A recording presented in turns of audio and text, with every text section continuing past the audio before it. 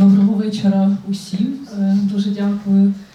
Good evening, everybody. Thank you for joining us today. My name is Jonas Kolkin. I work in the Center of City History, and today indeed is a special event. I'm very grateful that we are joined by our colleagues and partners for many years in different projects, and we propose today a dialogue between different projects, different people who are all focused around the topic of Ukrainian East, photography, preserving heritage, and we understand that it relates not only to one particular region, but it speaks more broadly about the importance of heritage, local and transnational, national.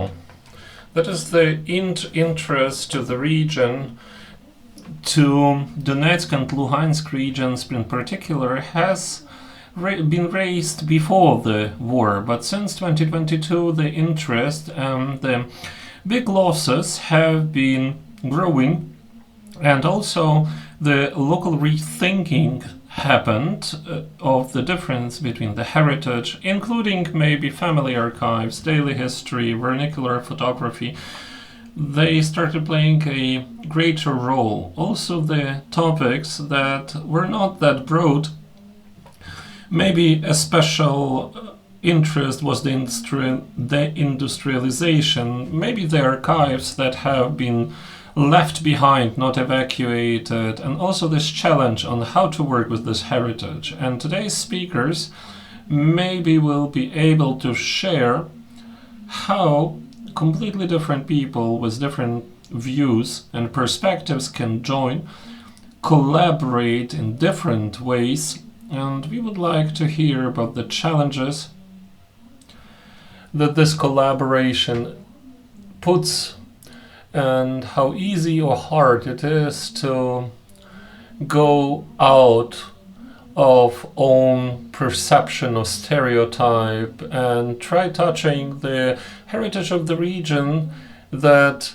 majority of us, except for maybe military service people, we do not have access there. And this heritage is very precious. It is something that we have, this touch. And in particular, I would like to invite our speakers to make their introductory speeches of 12 to 15 minutes about their different experiences working with photography from Donetsk and Luhansk regions. And afterwards, I would like to invite everybody to join the discussion with questions. Maybe somebody wants to share own experience of work or preserving private archives, family archives, institutional archives.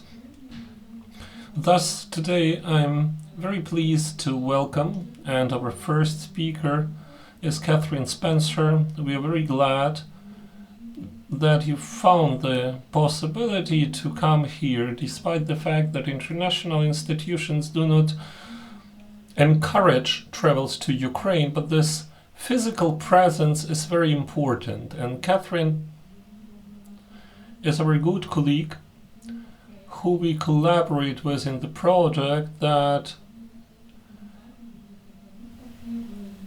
will result in opening an exhibition in the Dnipro Center of Modern Culture. And this exhibition is dedicated to the dialogue between Franki Raffles and Mykola Bilokon, a photographer from Pokrovsk. And Catherine here is representing St. Andrews University, but her studies of art practices and feminist photography is in her particular interest. So please, your perspective. Thank you so much. Thank you, Irina, for this very kind introduction. Hello everybody, good evening. My name is Catherine Spencer, and I'm a lecturer in art history at the University of St. Andrews in Scotland. It's my first time in Ukraine, and I'm very sorry that I don't speak Ukrainian. I'm incredibly honoured to be here this evening, and I'm so grateful to the Centre for Urban History for hosting us. Everyone has been incredibly welcoming and very, very kind. And I'm here because I've been helping Victoria and Irina and Angelina with some of the research for the Everything is for Everybody exhibition as part of the project, the Worker Project in the 20th Century Archives and Artistic Reflection. And for me personally, this journey started quite a long time ago, in 2014, when I joined the University of St Andrews, thank you. And I joined the university at the same time, in the same year that the Franki Raffles archive also arrived at the university. For those of you who haven't been to St Andrews, it can sometimes feel like quite a conservative town. It has quite a conservative reputation.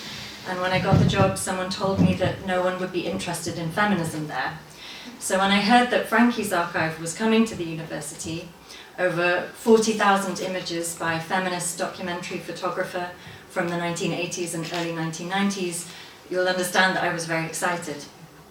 So I started to research Franki's archive and to write about her, and I was really amazed by what I found. And on the slide I'm just showing some images from a study day that we held in November 2019, which Franki's partner Sandy was able to come to, and members of Franki's family, so her children. There was one particular image as I began looking through Franki's archive that I became fascinated with, and which I found out later is an image of a Ukrainian woman railway worker taken in or near Kyiv. And I was especially interested in this photograph because Franki chose it as the cover image for a booklet about the work of Edinburgh District Council Women's Committee between 1985 and 1990. And you can see the image here in the context of its contact sheet and as a print in a booklet made by Franki's daughter, Anna, who I'll talk a bit more about in a moment. This image also appears on the cover of an exhibition catalogue for an important show of Franki's work called Observing Women at Work, which was at the Glasgow School of Arts, curated by Dr. Jenny Brownrigg in 2017, and this was the first significant exhibition of Franki's work after her death. So you can see it's become very identified with her practice, and again I reproduced the cover of the booklet as part of an exhibition I curated at the beginning of this year, which was an exhibition with an organisation called the Travelling Gallery, which takes art exhibitions around Scotland in a bus, so it can visit multiple different communities all across Scotland. It's a really special organisation. And we put Franki's work in dialogue with several other feminist photographers as part of that show. So the Women's Committee of Edinburgh District Council was set up by the local authority to address gender inequality within the city. And this is a booklet about their work in the Scottish capital, but it's a woman worker in Ukraine who is on the cover. And so this prompted two very simple questions: how and why? The how I already knew a little bit about, and then researched some more, and I'll share that with you now. But the why, so Franki's desire for cross-border solidarity, I think remains an open question. One that this archive continues to ask, or that we might ask of this archive, and it's one that the exhibition that Victoria, Katya and Natasha have curated together, and which they seek to answer in really significant ways. So I will tell you a little bit about Franki, how she came to take this photograph of a railway worker in Ukraine, which ends up on the cover of a booklet about women's groups and resources for women in Edinburgh. Franki was born in Salford, near Manchester, on the 17th of October 1955 into a Jewish family. In fact, it would have been her 70th birthday last Friday, the day I started my journey here, so it felt very, very moving. She died at the young age of 39 in 1994, giving birth to twins. Yet, although her career was cruelly brief during the 1980s and early 1990s, she generated thousands of photographs of women at work across Scotland, but also internationally. Franki did not train formally as a photographer. Rather, this burning drive to record women's struggles grew from active participation in the women's liberation movement in Scotland during the 1970s and early 1980s, including while a philosophy student at St Andrews, which is why we have the archive at St Andrews today.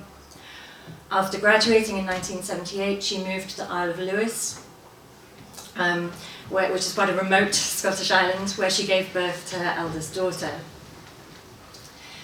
In 1982, she moved to Edinburgh and she began work in earnest as a photographer. And between 1987 and 1988, together with the Edinburgh District Council Women's Committee, she embarked on her first major project, which was called To Let You Understand, Women's Working Lives in Edinburgh. And the words "to let you understand" is a very kind of specific Scottish way of kind of introducing a conversation where you want to share something, where you want to tell someone something important, maybe quite private. It's a gesture of kind of reciprocity or exchange, and so it's significant that she chose that as the title for this project, for which she documented women's work across the capital's factories, production lines, offices, schools and hospitals. And I bought a copy and made a facsimile that I bought and that I'll leave at the back, and you can look at it later this evening if you're interested. And the important thing about this booklet, as you will see, is that it contains quotes from many of the women that Franki photographed. And so interaction and discussion with the women in her pictures were a consistent hallmark of her practice, and their inclusion alongside the images represents an attempt to create conditions of consent and to reduce the power imbalance between photographer and subject, although obviously that power imbalance still remains. In 1989, Franki sought to take this project, so she wanted to expand the project that she'd done in Edinburgh internationally, and she took the exhibition and the publications on a long trip that she made to the Soviet Union, during which she travelled by car with her daughter through Belarus, Russia, Sakartvelo and Ukraine, taking photographs as she went. So she made over 100 contact sheets, so made many, many images during this trip. I'm just showing you some of the images from Sakartvelo of a woman making cha-cha on the road to Omi, and of great pickers. These are Franki's notes where she's describing this interaction with the woman making cha-cha, who also gives Anna, her daughter, who was, she 9, I think? 9 at the time, travelling with her, a glass of fresh milk, because obviously she couldn't drink the alcohol. Here are 2 more images that Victoria has included in the exhibition, and where we see Franki's own presence in the archive, which maybe Victoria will talk a bit more about. And towards the end of this long trip, Franki comes to Ukraine on the first day, on the 25th of August 1989. Franki and Anna drove to Poltava, and then they headed to Kyiv on the 27th, 28th of August, where they stayed for 14 nights on a campsite until kind of early mid-September. They quickly settled in. They found a favourite ice cream shop where they went almost daily, possibly on or near Kreshatik Street, and Anna was a particular fan of the nut and apricot flavour. Franki was helped in Kyiv by her Ukrainian interpreter, Vasily, and she had contacts with the council and with the Friendship Society, and they visited kind of tourist monuments, St. Sophia's Cathedral, the History Museum, and a monastery. But Franki was also working in Ukraine. This is a list of places that she was going to in Kyiv. Her daughter Anna made a journal while they were traveling, and Anna describes a visit to a textile factory that made curtain lining, among other things. And Anna describes how after this trip she was presented with 2 Ukrainian dolls, and they were also given a present of ties from the factory. And there's another image of the tie factory, the textile factory. Franki also took pictures at a school where she had contacts with students and a teacher who'd been on an exchange to Edinburgh, so there was this connection between Edinburgh and Kyiv. They went to a kindergarten. She took photographs in the streets, at a Ukrainian festival and in a market. She also took pictures of children laying flowers at the Lenin Memorial. This is a long contact sheet from that event. She took photographs of women workers in a hospital, and of a wedding that her and Anna witnessed, I think by accident, in a restaurant where they'd gone for lunch called Maxim's. So there's a really wide array of images from these 2 weeks that Franki and Anna spent in Kyiv. She's interested in kind of formal workspaces, sites of labour, but she's also interested in what we might call socially reproductive labour, so domestic work, education, work in the school, so kind of complicating the spaces of labour and of gendered labour. So to see Franki's work presented and discussed in the context of the Worker Portrait Project and Everything for Everybody is hugely important and meaningful, because we know increasingly more about the how of her archive, but there's still a lot more to know, where exactly many of these images were taken and who is in them. The archive at St Andrews cares for these images very well, but they can sometimes feel very far away, both in time and in space, and in terms of kind of community, from the people documented in them and the places that they were made. Projects like this give a really valuable chance to think about the materiality of these images, the materiality of the archive, but also about the specificities of the embodied lives captured in and through these images. And this is one of the many reasons why putting Franki's work into dialogue with the work of Mykola Bilokon is so important and enriching, this moment of convergence in a rapidly changing socio-political system between two different perspectives from different positions that can touch in this project and throw light on each other. And this was an image that was shared in one of the online seminars as part of this project. It was an outside exhibition by Bilokon. And this really struck me as a moment of contact with Franki's archive, because Franki also showed her work in libraries and leisure centres. She did display in galleries, but she wanted her images more to be shown within community spaces and community sites. I think she would have really liked the idea of an outdoor exhibition. So to return to close to the image of the woman railway worker from Ukraine, we need to know more about the how, but the archive also prompts us to ask why. We have to ask that of this archive. Raffles' Franki's images from Ukraine encapsulate her desire not only to create a social record of the myriad forms of women's work, but moreover to explore possibilities for connection and solidarity between women from very different social and political frameworks. And the possibilities, but also the challenges of solidarity, are very much what the Everything for Everybody exhibition is about, and which Victoria will now talk about in more depth.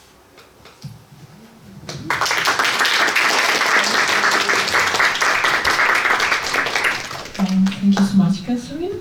Я думаю, якраз це чудовий момент для того, щоб пояснити. I believe it is a wonderful moment to explain, and I believe indeed it is extremely interesting that in 2019 with this work, with Franki Raffles archive started completely independently and unexpectedly. The work with the archive of Mykola Bilokon started, and thanks to the great contact with Antonina Rushkova from Pokrovsk Museum, who is present here. Maybe somebody wants to talk closer to her or during this event. So the Mykola Bilokon archive is unique. They never met with Franki Raffles. They never knew about each other. But the view of the images they depicted, two photographers living in the same time, even though in different geographical destinations, different geographical locations, but these images, they intersect. Even though Raffles was very international, Mykola Bilokon was very local. He was a photographer of this official district newspaper Mayak in the center in Krasnoyarsk, that is how Pokrovsk was called formerly. And these images that show a lot of labor, but also free time, leisure time, manufacturing and cities, daily lives, some human things. They depict also personal and family images, casual things that have been made maybe accidentally. And the idea of showing the two archives in a dialogue, this arose thanks to the previous communication that the center had with the Pokrovsk Museum. That was very good, but also thanks to the new project with the support of British Council that supported this quite unexpected idea of joining two things that could not be joined, two photographers that are very different. And thanks to good partnership with the Dnipro Center of Modern Culture that also knows in the best way how to put in dialogue art and researchers. Victoria Donovan has collaborated with the center for many, many years, and we had the opportunity to have summer schools also in Pokrovsk with participation of artists in 2021. And Victoria is also the professor of St. Andrews University, where she teaches, she lectures, and she studies and researches a lot. She's author of a book that I encourage everybody to read, that has been also here presented here, Life Despite Everything, that is dedicated to Ukrainian East, to Donetsk and Luhansk regions. And please, Victoria, share your opinion of this collaboration.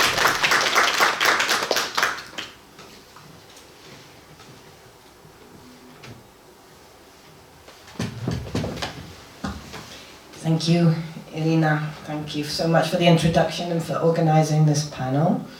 I'm just going to time myself because I have a very ambitious presentation, and I'm not sure that I'm going to make it all the way through, but you've helped me a bit by introducing the project that stands behind this exhibition, Everything for Everybody, Все для всех, which opens on the 23rd of October, very soon. And this is the huge team whose enormous efforts have brought this project about.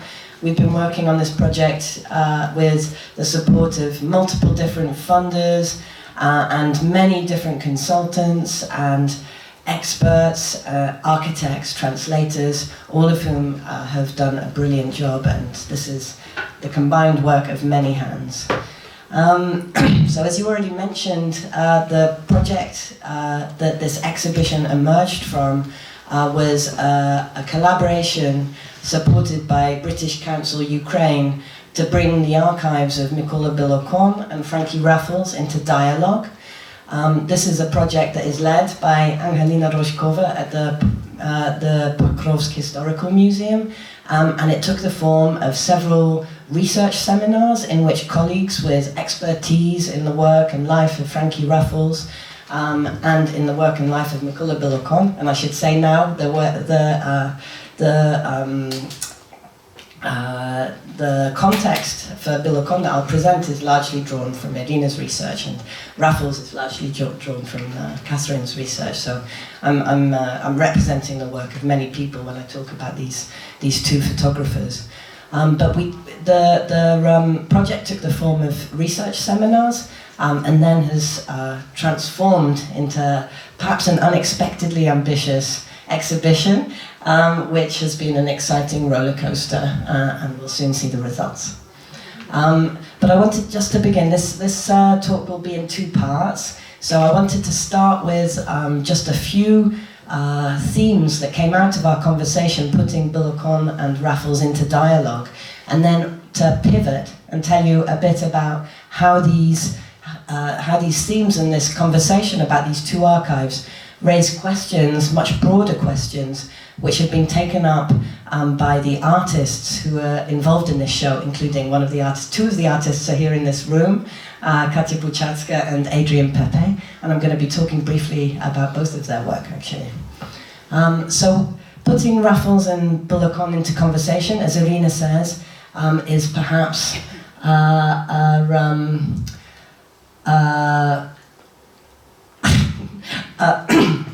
not the most obvious thing to do, because they're very different. They come from different places. They had very different political points of view. So Raffles, as we already mentioned, was a leftist who wanted to establish solidarity, feminist solidarity across borders, someone who had worked long-term and in a very careful way with communities in Scotland, and who strove to make connections with women in the Soviet Union and in other parts of the world, and to think about the shared struggles that women face. Mykola Bilokon was a photographer working for a newspaper in Pokrovsk who documented, often commissioned photographs of all aspects of life in Pokrovsk, but also made photographs for himself. So there are some personal photographs in the archive too.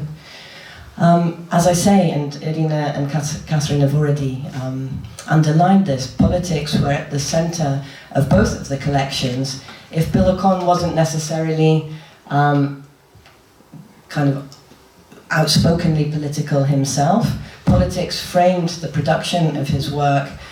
He worked in an ideologized system within ideological frameworks that put constraints on the work and the subjects that he photographed. You can see on the left here the photographs of the miners from the Taras Shevchenko mine in the Donetsk region. Many of his photographs were commissioned by political editors, and they reflect the focuses of the period and the interests that lay at the center of kind of local politics at that time.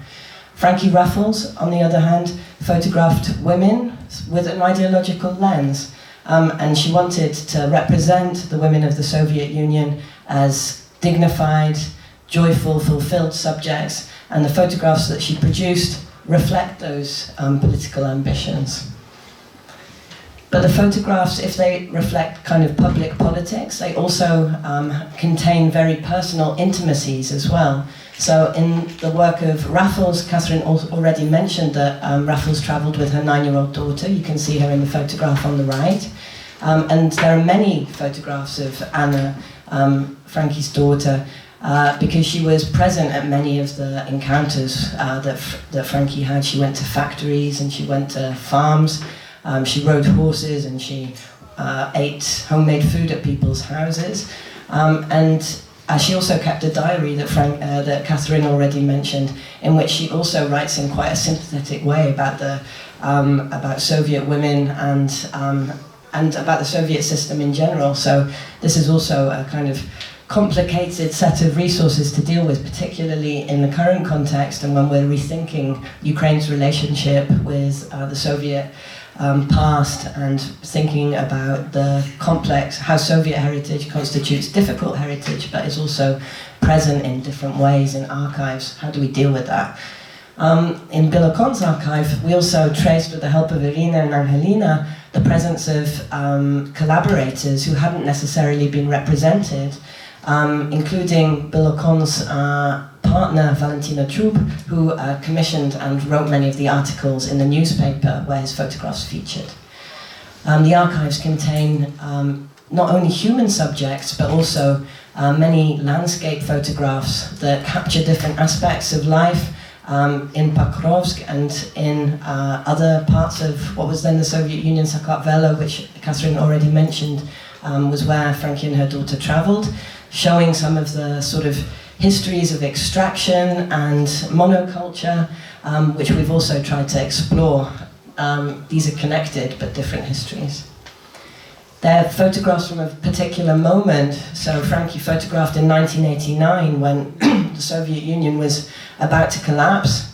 Many of Bilokon's photographs are also from this same period. And very interesting was a set of resources that the Pokrovsk Historical Museum generated of many of the enterprises that were being privatized in Pokrovsk in the 1990s, including a beautiful set of photographs from the Krasnoarmeysk sewing factory, including this one of Victoria Karpova, who's present here in the audience today, and we'll be hearing more about Victoria Karpova in a moment. But these are also documents of a particular transient moment, a changing political time. And one thing that we really wanted to explore in this exhibition as part of a Kyiv Biennale, which is interested in questions and challenges of solidarity generally, was how these different archives document community and preserve community in moments of political transformation, including Russia's full-scale invasion against Ukraine, how archives work to constitute and preserve a record of a community's past, but also the challenges of solidarity when you try to collaborate across borders, or in Franki's case, when you try to make connections between working women in Scotland and in other parts of the world, such as what was then the Soviet Union.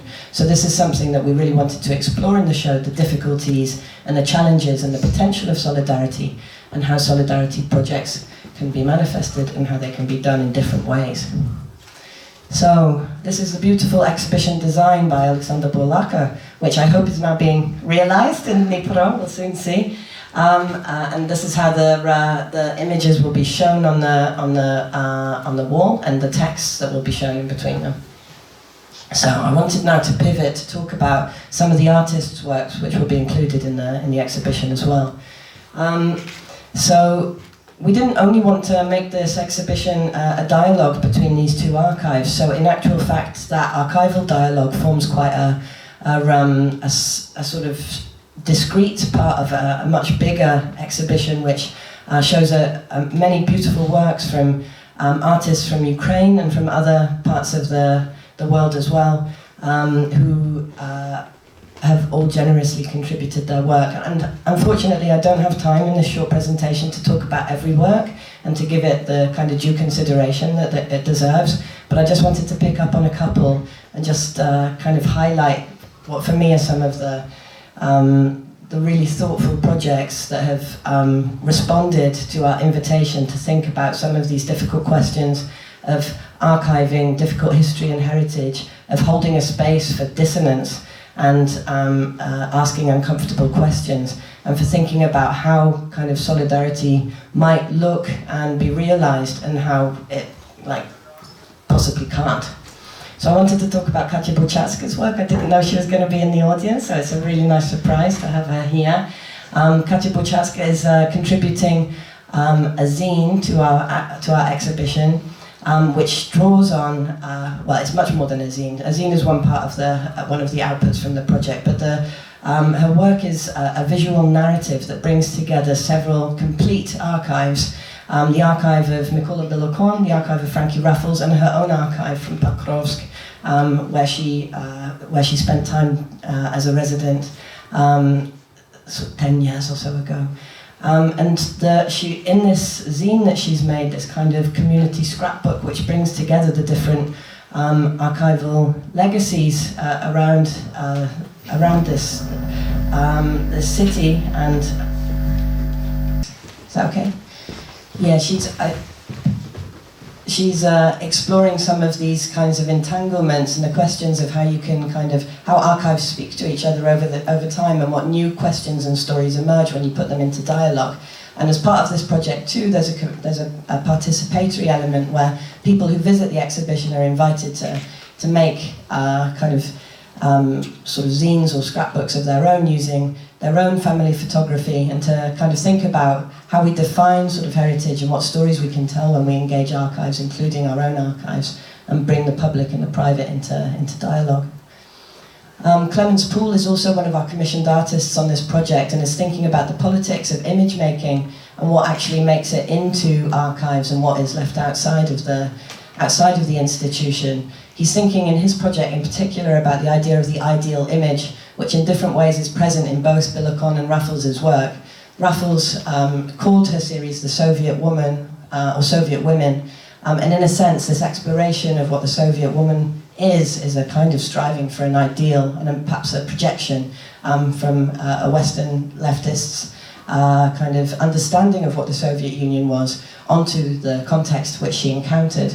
Bilokon too explores or kind of encounters or kind of confronts this idea of the ideal image in his depiction, in his photographs of hero workers from Pokrovsk, many of which are featured in his archive. And in this work, Clemens is also exploring that idea, the politics and the problems and the challenges that emerge in this idea of capturing the ideal image and committing it to some kind of institutional collection. A beautiful project in this exhibition is by the Pokrovsk Historical Museum. So the Pokrovsk Historical Museum are not only our collaborators and the sort of source of all of the Bilokon images and archive, but they're also an artist in this exhibition. And I love that fact that the Pokrovsk Museum are present on our list of artists contributing. And this work is one that was really important to us, to create something where our colleagues from the museum could select articles from the Mayak newspaper, the archive of which they hold, and to talk about why the articles that they'd selected were important for them, what significance they held, and how kind of the kind of process of archiving and preserving an archive and being a caretaker for an archive informs one's understanding of heritage and its preservation. I wanted to mention quickly Adrian Pepe's work, Urban Shrouds, which was really important for us to include. Adrian is an artist based in Beirut, and this work, which in a way responds to the idea of kind of more than human stories that are documented in archives, is a shroud that covered a building that was bombed in Beirut, which we'll be exhibiting as part of the show, in addition to another work of Adrian's, which I'll talk about shortly. But in connection with the kind of landscape photography that we find in the archival photographs, we also wanted to think about the other non-human histories and subjectivities that are captured in documentary photography and in archives more generally. We wanted to also include the works of Sofia Guerra and Kamila Yanar, who were both artists from Donetsk, and who made a video, a film about their own archive from Donetsk, and kind of their sort of emotional investment in the documentation and archiving of their city, and how and this film is really interesting, I think, because the viewer is always kept on the other side of the archive and never actually allowed to see the images that the two artists are looking at. So it raises questions about access and the desire to kind of access the archive, and the pleasure that we get in viewing images and documents that are contained in the archive that may sometimes contain traumatic and difficult and upsetting histories. And then finally, coming back to this question of solidarities and mutual understanding, I wanted to mention in particular another work by Adrian Pepe, although I really encourage you to take a look at Selma Selman's film as well, which is a beautiful exploration of the impossibility of solidarity. Selma Selman is a Roma artist based in Bosnia and Herzegovina, and in this video she just shouts repeatedly, "You have no idea," in a really abrupt assertion of the impossibility of solidarity and the impossibility of understanding another person's experience and struggles. But to finish off, I just wanted to spend a couple of moments talking about Adrian Pepe's work that is actually in process right now, and there parts of it are at the back of the room, so you can go and have a look after this, and Adrian perhaps will stand and explain and talk about what we've done. This is, I think, one of the most kind of thoughtful and beautiful examples of engaging the archive that I've encountered. We invited Adrian to think about a collection of photographs from the Pokrovsk Museum in connection with the sewing factory that was destroyed in Pokrovsk, Veselka, the rainbow sewing factory. Adrian is a textile and fibre artist, so we thought that perhaps this prompt to think about this kind of archival legacy of a sewing factory that no longer exists could possibly generate some really beautiful results, and we weren't wrong. So Adrian, using the patterns that Victoria Karpova kindly shared with us, recreated some designs for children's clothes that were made at the Veselka factory, and made a prototype of those clothes, and then invited local communities in Beirut, including Ukrainian diaspora communities, to remake these garments using their own pieces of clothing that had emotional significance for them. These are a couple of photographs of the first generation of garments that were made at workshops in Beirut, and you can see some of them at the back of the room. These are all made on the basis of the patterns from the Pokrovsk Veselka factory. And I think one of the most moving things that Adrian told us about these workshops is that when people came and participated in them and brought their garments, they started to swap materials, and so you get these very hybrid garments being made that have perhaps Ukrainian national themes, but also Lebanese national themes and others. And so there is this kind of very practical stitching together of memories, of cultures, of traditions, which I think is a really beautiful kind of exploration of solidarity and how it might be realized.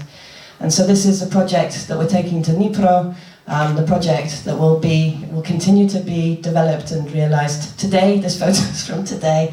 The middle one, we went to Victoria Karpova's workshop and showed her the clothes that had been made in Beirut.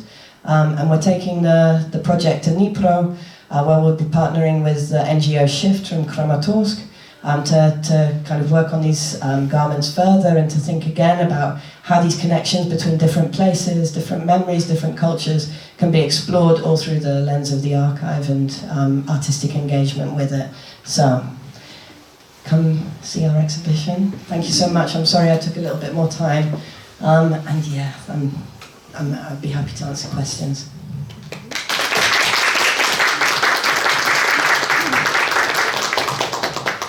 Дякую дуже, Вікторія. Thank you very much, Victoria. I really hope that this exhibition will develop further, and I hope that our next speaker, Alexander Kuczyński, will present you one of the possible developments for the project. Alexander is an artist, a painter, who works a lot with photography, with found images, different digital images, and we are very grateful that he is a donator of our archive. We have a big collection from Severodonetsk that he shared with us, and the themes of the industrial heritage is very close to him, and many works that he has made addressing these themes and topics. I believe that his presentation will be about a different project, his individual project in collaboration with his colleagues, the photo album of Luhansk region. But I believe it is also very interesting and will intersect with what we heard about other works through the particular approach of crowdsourcing while working with communities. That is the album that has been implemented through a call to all people, everybody, owners of family archives or institutional archives, to share their images. And I invite Alexander to share about this work and everybody else to have a look, to procure, to read in our library this wonderful photo album that personally to me reminds the photo albums of 60s, 70s and 80s that I have been holding in my hands for many years in libraries while showing my interest to this topic. I believe that this design, it is really depicting it, and it impressed me either knowingly or subconsciously. That is like a continuation of the tradition of the life, but a completely different way. In my opinion, that is not like as it was in the previous decades when these albums were canonic, representative selection of the most beautiful parts of the region that were sanctioned, that were allowed, pre-selected, chosen, censored sometimes from above, but that is a open for collaboration with simple people project. Please. Thank you. Good evening. I will start maybe that a push to creating this album was the loss of my own family albums. Maybe not loss, but lack of access to them. Because Vitaly Matukhno, me, and many from our team have one problem. We left these albums back home. But we all have some photo archives, fresher ones, on our phones, on USB sticks, on computers, that we took with us.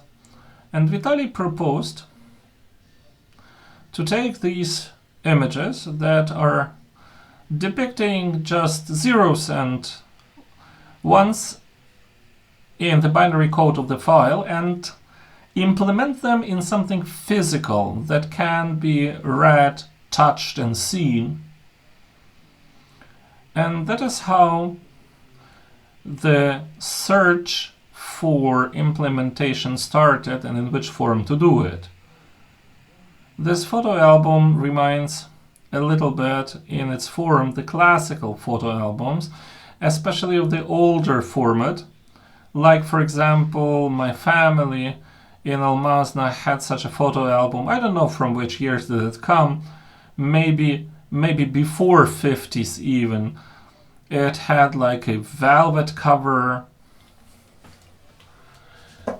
was gilding, very serious, heavy thing.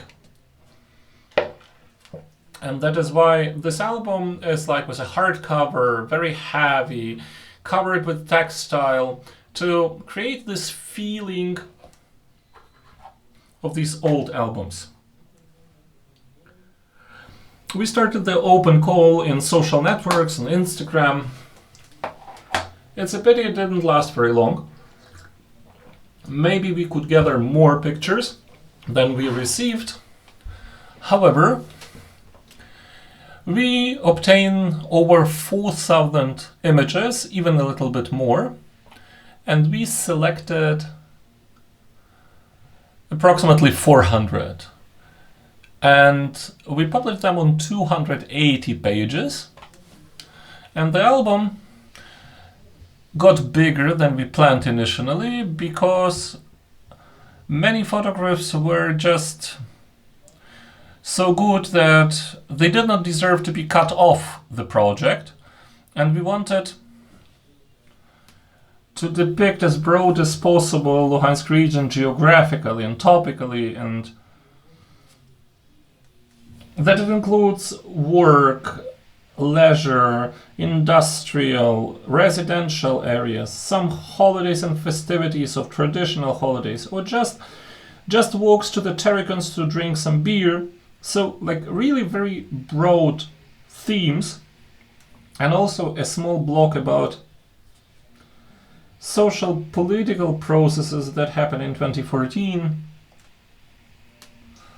So, conditionally speaking, as it often happens in the photo albums, there is no clear division into different chapters. Photographs are just flowing thematically from one to another, and everything starts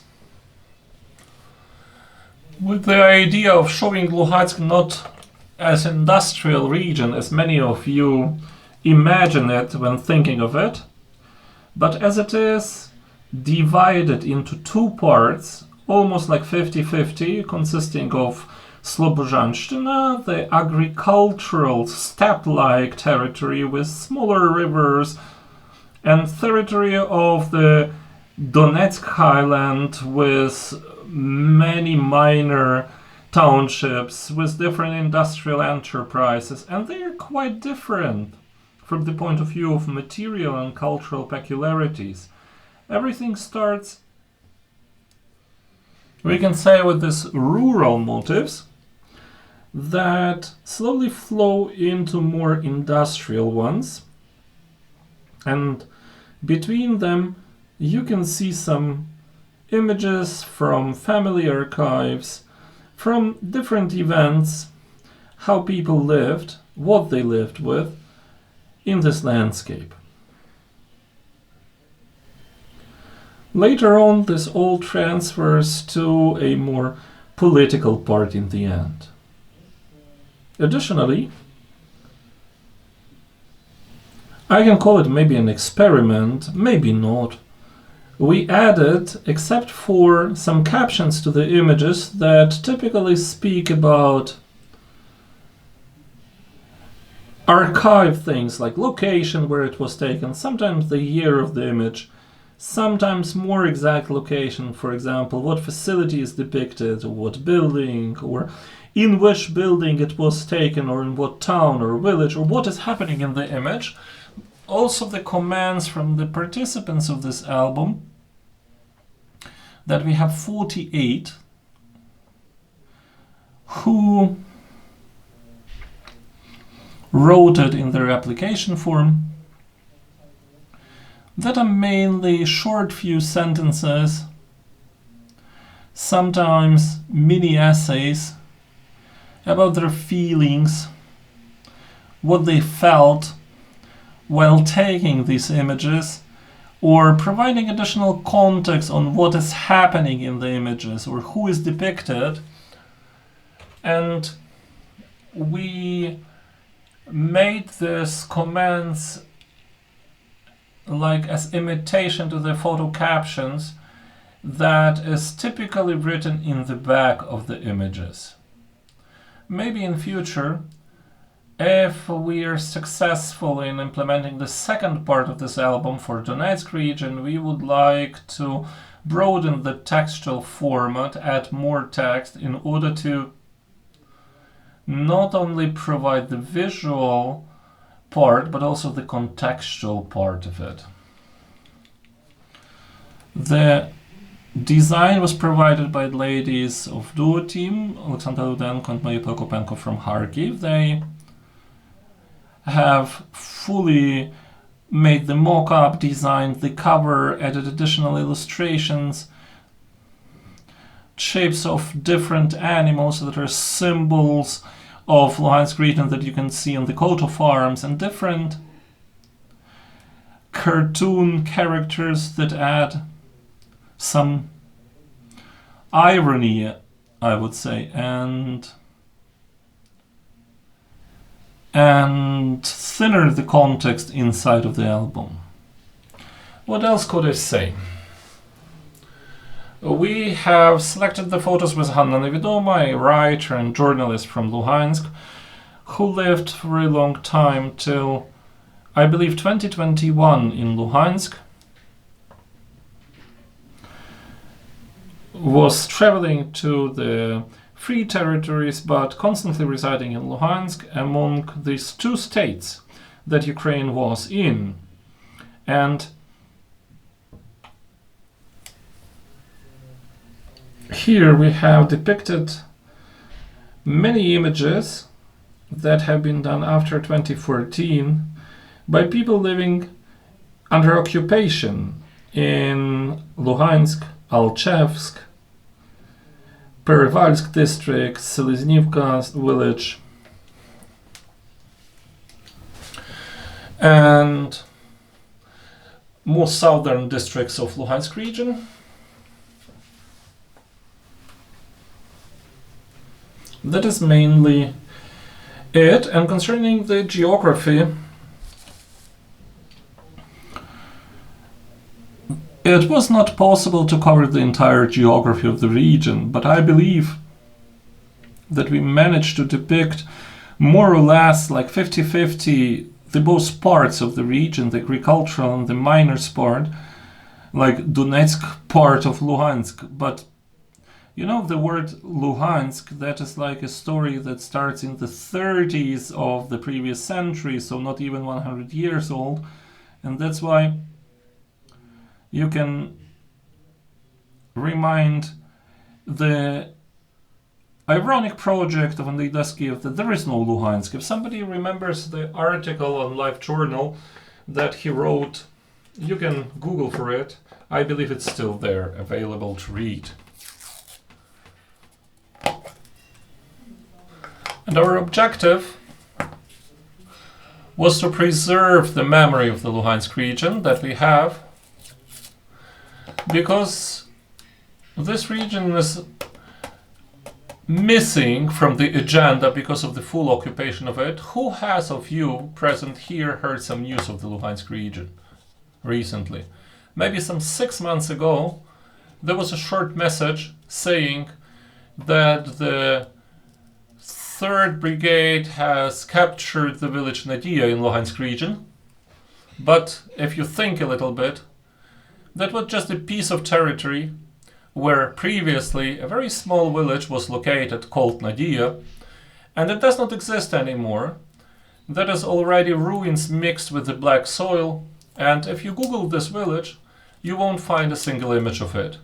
Maybe somebody had there in their buildings his or her family archives that are either lost or buried under the rubble of bricks. Maybe they will be undug one day. That's why, in my opinion, it is important to gather together digital archives, because they are not permanent. A computer can break, a telephone can break, a USB stick can be lost, and so on. And a book pretends to live a longer life than we humans do. That's why we have here also a picture of young Zhadan. You will never see young Zhadan, only in archive photos and videos. Thank you very much, Alexander. Thank you. The album is traveling somewhere through the room now. But we encourage, I believe there are a few exemplars left. You can talk to Alexander or the other author of it in Kiev, or visit the bookstores Bilokon, where they are presented. In the Modern Culture Center in Dnipro, as far as I know, they're also available there. Not yet, but I hope to get there and to bring them an exemplar in the municipal center here in Lviv and in the Center of Urban History too. Thank you, Alexander.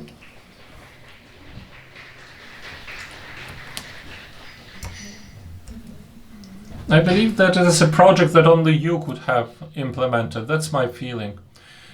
Why Luhansk region? Because we are from Luhansk. So for multiple reasons, in many sentences, I hope we will have the opportunity to hear about it in the discussion. And Katerina Filonova, the collaborator of the Urban History Center, Media History, who does a lot of investigation concerning photographs that get to us. She's also a museum worker, but she knows deeply the area because she comes from Kramatorsk. And Katerina, you're invited to tell about another project, the City in the Suitcase, that was concentrating on family archives. Good afternoon, thank you for this introduction. Can you hear me? Yeah. Concerning the City in the Suitcase project, it is ongoing for over a year, and the objective of it was digitalizing family archives. We thought that institutional archives or some ethnographic archives, they can be saved and preserved, even though life shows that it is not always like that. But family archives were interesting, especially from the areas that seem to change forever now, or they have already changed. I hope that they will exist. But the first focus was on Mariupol, Severodonetsk and Bakhmut, and then the geography was broadened to other territories under threat, so basically speaking, the entire Donetsk and Luhansk regions. We did not focus on digitalizing physical images, because that is a project not when you're just going into expedition, but it is like a project when you ask everybody, make an open call, and here the typical response: we did not save anything. That is what Alexander said. Almost everything stayed or was burnt there. And we have like a maximum, a few images on our mobile phones. That is why we did not restrict to physical photography or narratives, but we used also the images of the so-called digital epoch. In the beginning, this project aimed at collecting photographs that could preserve memory of the city, the practices that were present in the city landscape, everything that gets into the focus of simple people, like in their daily life, on this mundane life. However, the project started bringing some surprises. For example, if we were talking just about normal family images, a family archive is more than photographs from the city where the family resided. The photos are somehow interconnected. And we also took them for digitalizing, because people who were sharing this photograph, they believed that they are also important. That is also an important part of their life, even if it is like a picture from some tourist trip to the Crimea, for example, because it's also in the focus here. of this collection. And also the family archives give a good understanding of certain aspects of life, because a person is often depicted professionally, and in such a way in our archive we got pictures telling about the life of the hospital number 2 in Bakhmut, or the enterprise called Donbass Geology, because owners of these archives, their parents or grandparents, worked in these enterprises, and their family archives had many images from these places, and it was interesting investigative work to understand who is depicted there.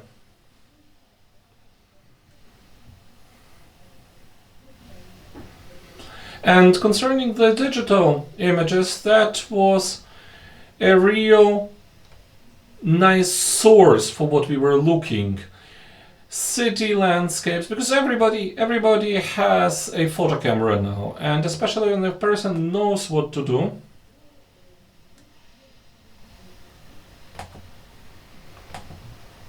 And there are selections of images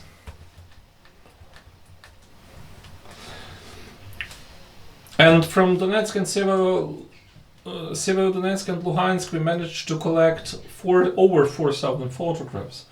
What else? Another interesting archive came to us from a very unexpected way. The archive of a provider in Kramatorsk. And they were like selecting like different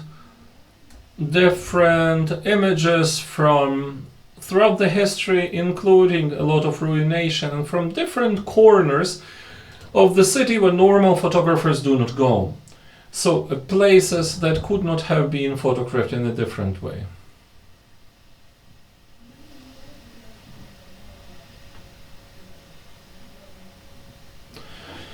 Currently, we combine 20 archives, 14 are on the website already, others are in processing or will soon be published.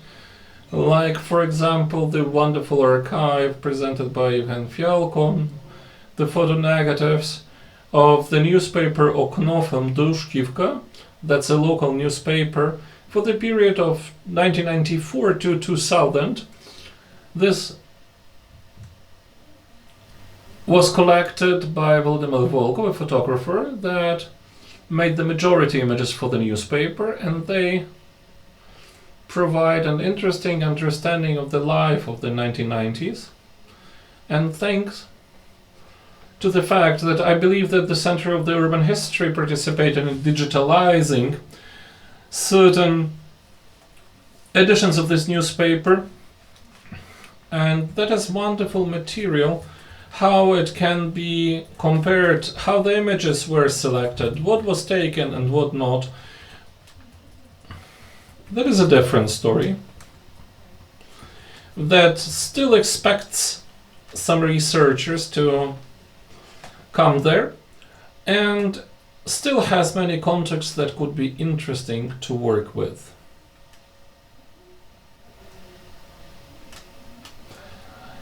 Archives are shared by people who care about the public life. That is the way how Serhiy Kalinyuk's archive got to us. His wife shared his family albums with us. So he is died already. And this archive is interesting from the point of view of how people select what to share with. And it has been depicted more like with his public life, especially the life of the Poetry Lovers Club. It was depicted like very broadly, a little bit his professional activity as a meteorologist, and a little bit this personal family life.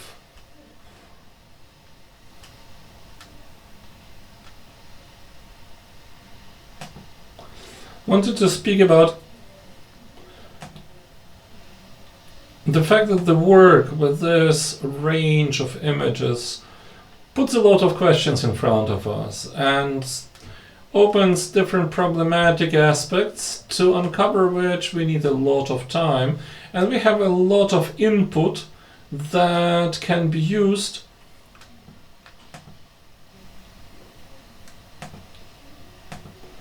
What else? This project is interesting with the reviews. Many people started showing more interest to family archives. They ask for consultations. Not always they are ready to share. Sometimes they have this feeling that it is too private, but then with the flow of time maybe they remembered something and it led to some kind of reminding, discussions in community, and maybe even without us, how many different communities existed and exist now.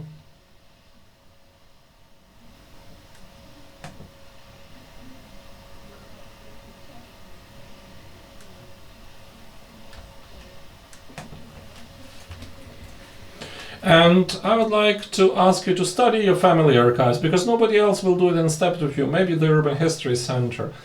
But you can address them too if you're coming from Donetsk. If you're from Donetsk or Luhansk region and want to share your family photographs, you're invited for the digitalization, which is free of charge. The original photos and videos are returned to the owners.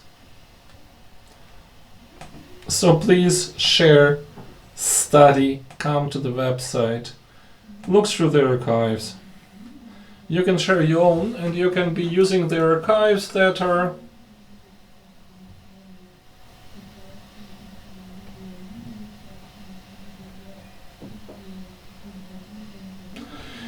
that is what is important to the people personally, and also for many who are working with the owners of this archive.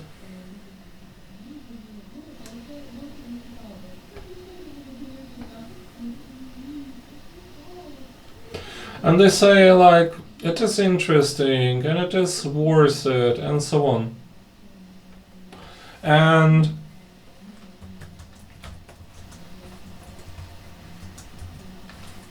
what a person believed was important and what was not, and that is a process that has no beginning and end. And that is like also a reason, a tragic reason why these archives became available, why people started digitalizing them, and it is important when there are these people, then this heritage continues, even though there is this tragic page of this history. Yes, these stories have all a tragic part, a tragic side, when the owners of the archives cannot tell anything else. And that is also like the question how to interact with them when there are no inheritance. So that is something. Thank you, Katarina.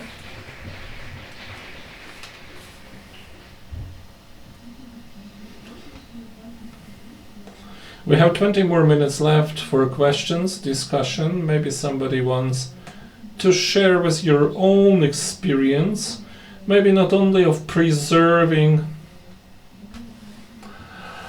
maybe decay of archives, because we know different practices. People differently treat their archives during the war. Somebody can believe they are very precious, somebody selects the best images, destroying the rest, and that is also known from communication with people and destroying like part of their identity. And that is something that I do not want to say about and do not, because that is a betrayer. These stories also can happen when people remove from family archives not only their access, ex-husbands and wife, but also those who, But the way it is a very interesting phenomenon, which is opposite from what we see here. There are such people who destroy their archives completely. not just crossing out some certain people who are unneeded anymore or uncomfortable. That is a destruction of personal archives which is deliberate, and that is a process when you try like to destroy your own history. And it is a very interesting phenomenon, and I would not disrespect it because it is very interesting in my opinion. So there is like no need of saying they are betrayers or saving archives and using them for art is also very questionable practice, and destruction of something that belongs to you is relevant, acceptable, and I do not think it deserves for condemnation. Maybe for studying, research, yes, why not? Thank you very much. I support it, yes, we try to see not only the preservation, but like the entire cycle of a photography life, how they are circulating, sent and so on. You know, some people do it even before dying. They feel the death is approaching and they want to destroy something that nobody needs, or what the people will destroy and what is valuable only for them. So there are many reasons why people do it. That is very interesting. I believe it is also because of the social networks that give us a possibility to access something where you cannot access physically, and also Katerina and our other colleagues who try to check social networks in the occupied territories or groups that are related to certain cities which are occupied or under occupation, and people are staying in different geographic points. And it is very important here not to be normative, but to be open, to have a look on what is happening, what dialogues take place, how people exchange, also inside the families and also in the community around the cities. And I believe that this history about any heritage is much wider. We often believe that a building is precious because it survived, in comparison to very many buildings that were not preserved. And violence and destruction is an irremovable part of heritage. Does anybody else have any questions or comments? While they're being processed, I would ask a question to everybody that we have touched a bit about the value of discussing the individual, private. Can you maybe comment where is the value of these parts of photography, of mundane life of simple people or extraordinary life of not simple people, if the work in this project changed your treatment of how your individual treatment of this experience developed in Bilokon's archive, photographs that were made like from weddings and were never part of the heritage and never published in the newspaper. But is there a possibility to find some insights through the work with something very personal, not seen, something that is only remarked to the history? Maybe it opens some door to the studying of female feminist history. Maybe it can show in a different way some global processes, not just as an illustration or a funny story that is somewhere on the fields of the broad history, but maybe in your project you had such insights on how you can reevaluate this personal and private.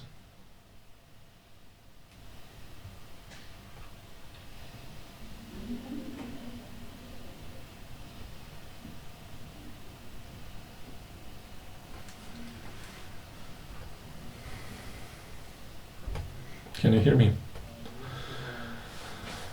If you speak in the context of the photo album about Luhansk region and the photos that were sent to us, mainly people were sending us some celebrations or some hanging out, when people went somewhere for a walk, to drink, to hang out together, then the images that they theoretically could have posted in their social networks, or maybe even not, partly they were photographs from Severodonetsk of Soviet times that are valuable, in my opinion, as they depict the leisure time of people of the pre-internet era that is different from how people spend their leisure time now, because internet had a big influence on it. For example, they caused some flashbacks for me from deep childhood, because I remember a bit of the 90s. For example, the winter images of the New Year holidays, these decorations and decorative stelas that were introduced in our city. Later, this practice disappeared. Then the city governments procured some other decorations that were all the same, like from year to year. So the context of the time, or for example, there were people that photographed like a shelf in a shop where you could see bottles of beer. But the value of this image is that it was beer from Lysychansk, from a factory that has been bombed down in 2022 during the first days of the full-scale invasion, because our military were stationed there, and now this beer does not exist.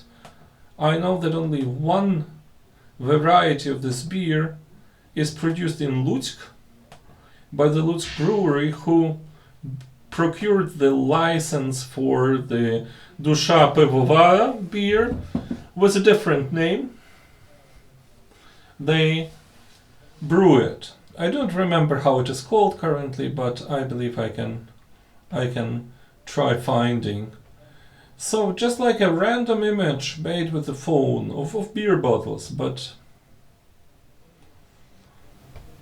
it has like a chain of events behind what stands behind this beer. And personal moments, like visiting like different terracons, some abandoned buildings. This was like a quite widespread practice in Luhansk region because of absence of places where you could spend some time, and through lack of institutions, maybe if not for the occupation of 2014, then Luhansk in the last few years, like before 2014, started developing some informal initiatives, self-organized places, festivals. But this all was interrupted, and the entire potential, all these people who had this potential, were doing it in a different place, in Kiev, in other regions. Maybe like that.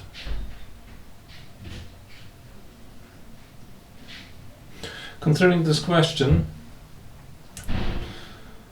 I would like to speak about the balance of privacy and security. I often ask this question because people who are sharing archives sometimes are ready to share everything. You think sometimes if it is safe for them, if the information depicted there, in case it is published, will that not threaten them with some consequences? Or vice versa.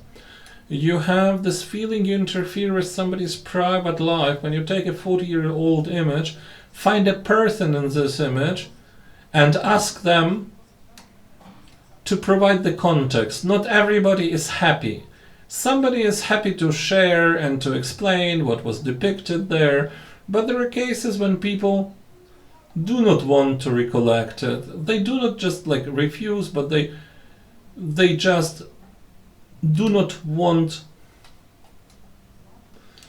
even to know that this image exists and to see themselves in this image.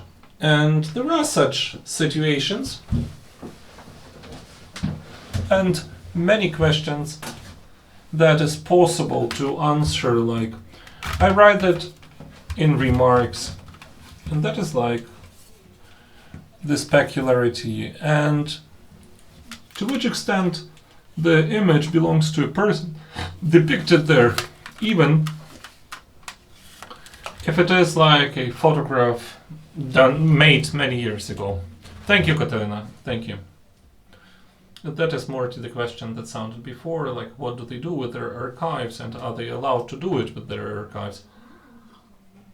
I believe it is extremely important in talking about the view of the researcher who tries to see the images with a critical eye, not only in the key of nostalgia or some connection that this image has to bring some positive message. This dialogue with the owner has to be there, and it is good when the owner is there and there is the possibility to connect to them, to talk to them, to interview them. Constant messenger exchanges and messages one another side, where there is this possibility to be together in the interpretation of this movie.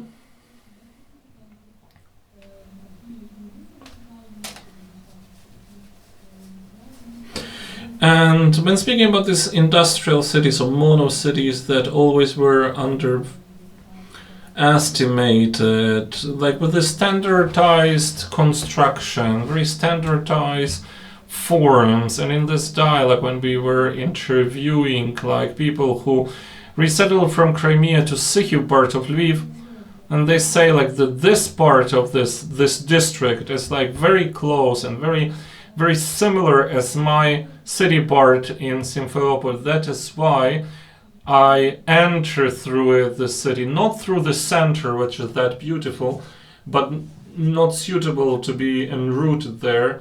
It's like very important witness for me how people practically use these images, these landscapes, and how in an unexpected way archives can help people and be so close for them. A comment concerning safety and security. When writing the form, the questionnaire, that has been there, we had like a question if they want that their photographs are depicted anonymously or using an alias. And there are participants whose names were either not signed at all or they are using an alias. These people lived very long time under occupation. Maybe they still have families residing in under occupation, and there are images that may discredit the so-called occupational authorities or be uncomfortable for the occupiers. That's why it is important, if you gather such archives from occupied territories, that you take such moments into account. We have one image from Olchevsk, from some educational facility, I believe a school most likely, and there was like a cabinet where there was a Ukrainian flag that was hidden somewhere there and was taken out for the image, and above it was a stand with the state symbols of the Luhansk People's Republic, like anthem and coat of arms and so on. Nobody threw out the Ukrainian flag, and it is still hidden somewhere there. And the participant, he just wrote the name without the last name. Even though I think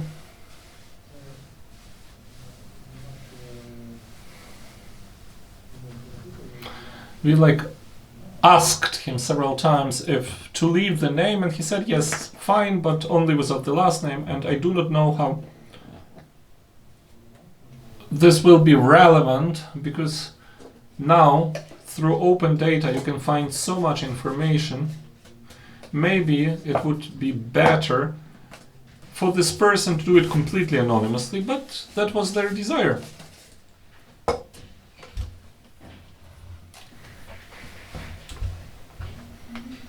I have a question. Good evening. Thank you for sharing your experience about your projects.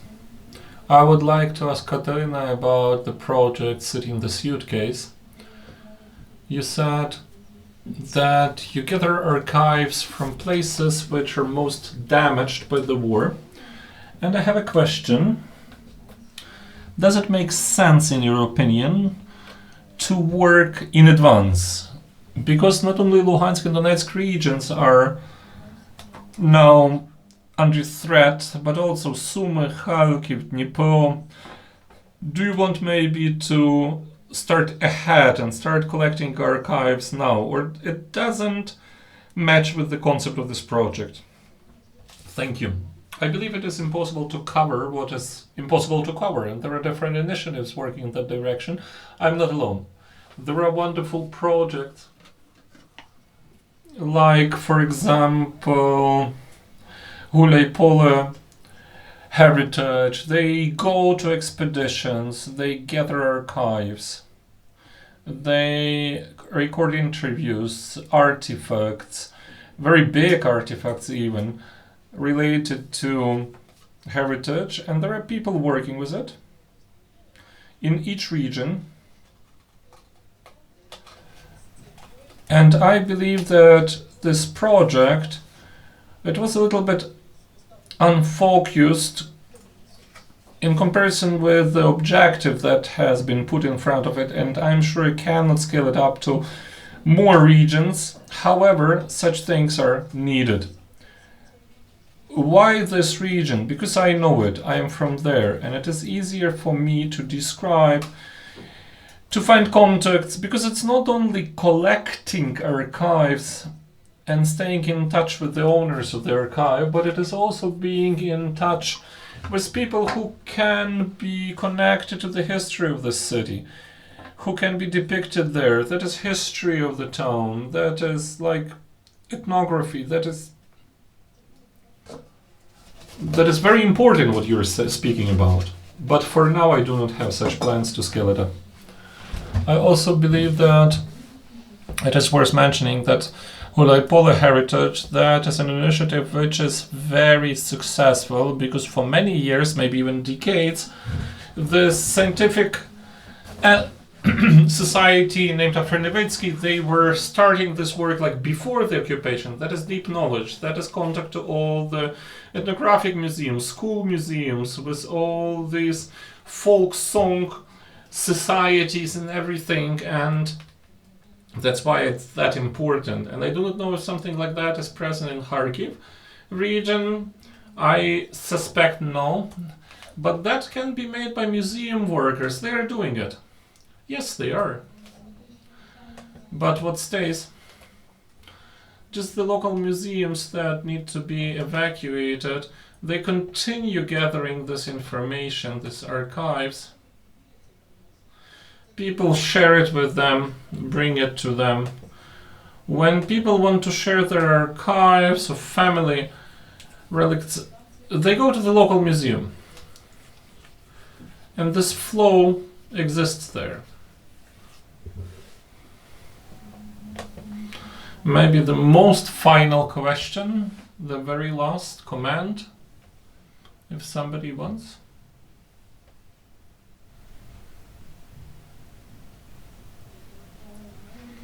Thank you. I have a question to Catherine Spencer. I studied art history at the university, and we had a course in history of photography. We ran it through like the history of Ukrainian photograph, and our lecturer mentioned the view of foreigners on Soviet Union and how this photo coverage from the foreigners in the Soviet Union happened, that the KGB people were following these photographers, that the themes and topics were very restricted and limited, and that they were controlling it. And my question is whether Franki changed her attitude toward the Soviet Union after visiting it, or if she had demonstrated it maybe in her diaries, some personal impressions from this trip, or has she changed maybe her view of the position of a woman or place of a woman? I don't know how to say it. Did she see maybe this Soviet woman as a almighty woman, or a Soviet woman as rather a slave-like worker that works not because she's a strong woman, but she's forced to work like that?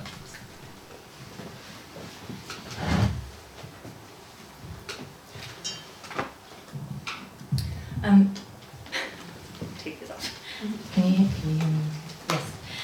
Thank you so much for this question. I think it's a really important one, and I think it really speaks to the what the curators of the Everything for Everybody exhibition are kind of grappling with and trying to engage with.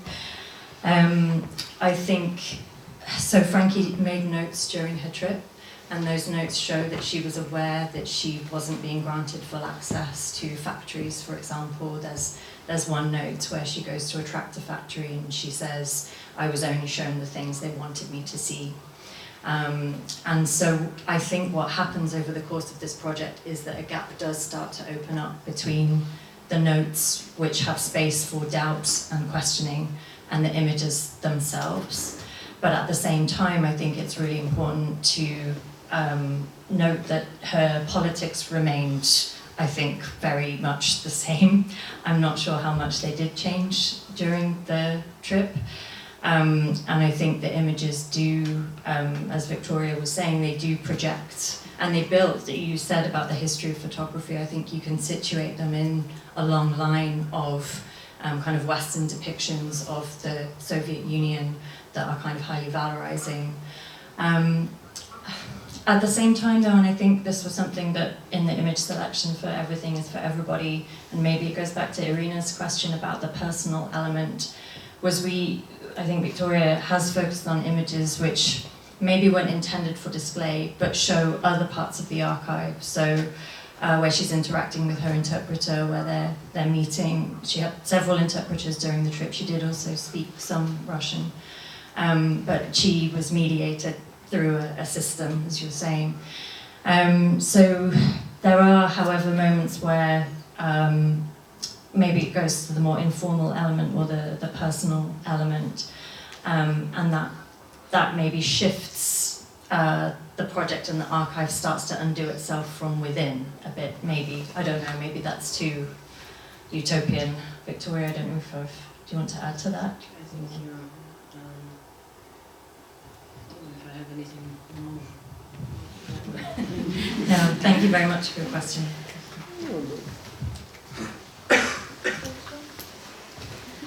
Час, на жаль, вже. Our time is very limited and we ran out of it. I'm grateful to everybody of you. I ask you to share your archives, to come to us again and again.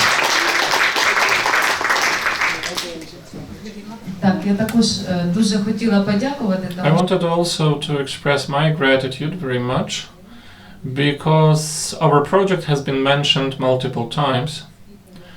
I am grateful to everybody who spoke today, but I would like to remind that we were speaking about archives that are being lost. We are a museum that is saving archives, but they become living only when artists and researchers work with them. I have experience, we have 14 South End exhibits, but alive are only those that are in this project, and I would like to express my gratitude to people who joined it, to St. Andrews University, the Center of Urban History, the Center of Modern Culture, because this extraordinary view of our visitors, it unites the community. because people from Pokrovsk, as well as people of Donetsk and Luhansk, they are scattered everywhere. And we want to popularize these archives and to join our community again. And I'm grateful to everybody who was interested for this topic today.